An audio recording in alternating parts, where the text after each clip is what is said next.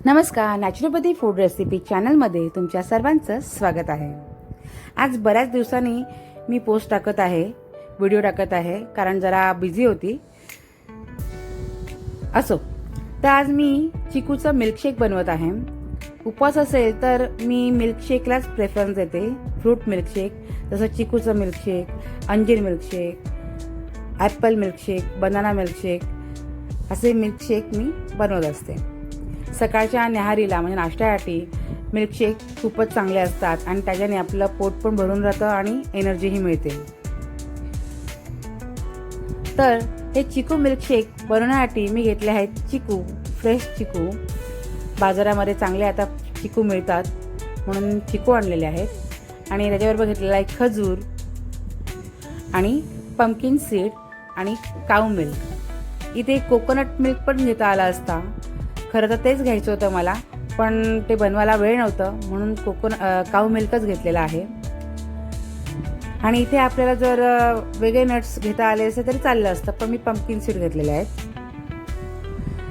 तर चिकू मिल्कशेक बनवताना आपण चिकूचे आरोग्यदायी फायदे इथे आता बघणार आहोत. चिकू हे ऊर्जा, फायबर, जीवनसत्व आणि खनिजे यांचं उत्तम सोर्स आहे. चिकू खाल्ल्यामुळे पाचन सुधारते. हाडांच्या आरोग्यासाठी पण चिकू खूपच उपयुक्त. चिकू खाल्लं तर आपल्याला झटपट ऊर्जा मिळते. त्यामुळेच रोज एक चिकू खाल्ला तर तो आरोग्यासाठी फायदेशीरच मानला जातो.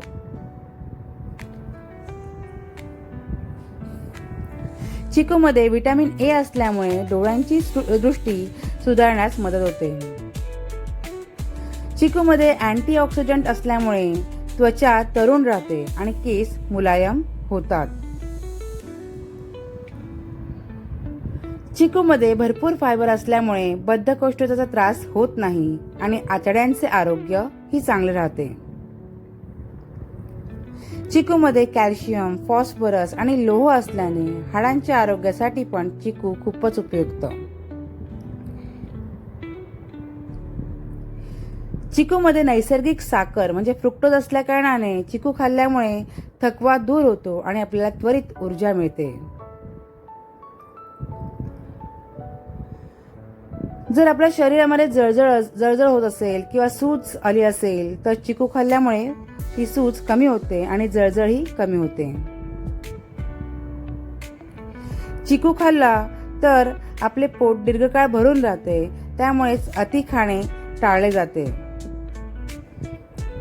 पण चिकूमध्ये अति प्रमाणामध्ये म्हणजे साखर असते, त्यामुळे ज्यांना साखरेचं म्हणजे मधुमेह असेल त्यांनी डॉक्टरांच्या सल्ल्यानेच चिकू खावा.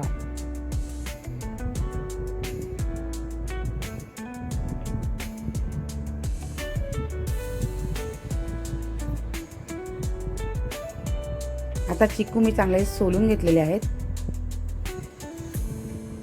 त्याच्याबरोबरच खजूर जे आणलेला ते स्वच्छ धुवून त्याचेही बारीक बारीक काप करून घेतलेले आहेत. ऑलरेडी बिया काढलेल्या आहेत.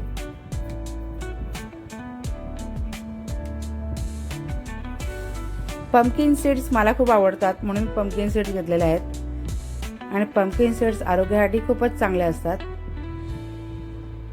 मी दर महिन्याला अर्धा किलोचे पंपकिन सीड्स मागवतेच.